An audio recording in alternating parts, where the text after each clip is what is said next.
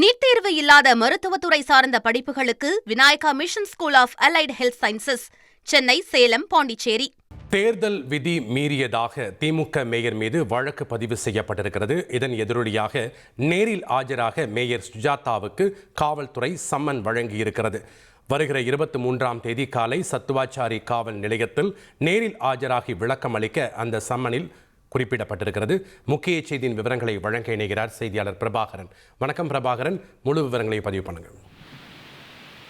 வணக்கம். வேலூரில் கடந்த 19ஆம் தேதி சத்வாச்சாரி பகுதியில தேர்தல் விதி மீறி திமுக மேயர் சுஜாதா விளையாட்டு உபகரணம் கொடுக்க முயன்றதா வேலூர் மாநகர அதிமுக செயலாளர் SRK அப்பு புகாரை முன்வைத்திருந்தாரு.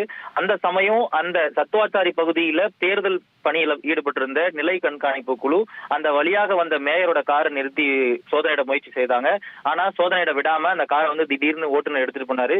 இந்த சம்பவம் தொடர்பா அன்னைக்கு 19ஆம் தேதியே நிலை கண்காணிப்பு குழு சத்வாச்சாரி காவல் நிலையத்துல புகார் கொடுத்திருந்தாங்க. புகார்னு பேர்ல முதற்கட்டமா சத்வாச்சாரி காவல் நிலைய போலீசார் கார் ஓட்டுநர் மீது வழக்கு பதிவு பண்ணியிருக்காங்க. அதற்கு பிறகு மீண்டும் நிலை கண்காணிப்பு குழு அலுவலரோட வாக்குமூலத்தை பெற்றுக்கிட்டு அந்த வழக்குல திமுக மேயர் சுஜாதாவையும் அந்த பகுதி திமுக கவுன்சிலர் சதீஷையும் வழக்குல சேர்த்திருந்தாங்க.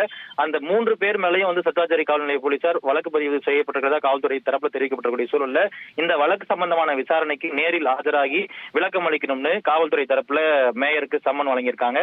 அதாவது வருகிற 23ஆம் தேதி திங்கட்கிழமை காலை 11 மணிக்கு மேயரும் திமுக கவுன்சிலர் சதீஷும் நேரில் ஆஜராகி விளக்கம் அளிக்கணும்னு தான் அந்த சம்மன்ல தெரிவிக்கப்பட்டிருக்கிறதா காவல்துறை தரப்புல நமக்கு தகவல் வெளியாயிருக்கு. நன்றி பிரபாகரன், உங்களுடைய தகவல்களுக்கு. நீட் தேர்வு இல்லாத மருத்துவத்துறை சார்ந்த படிப்புகளுக்கு Vinayaka mission school of allied health sciences, Chennai, Salem, Pondicherry.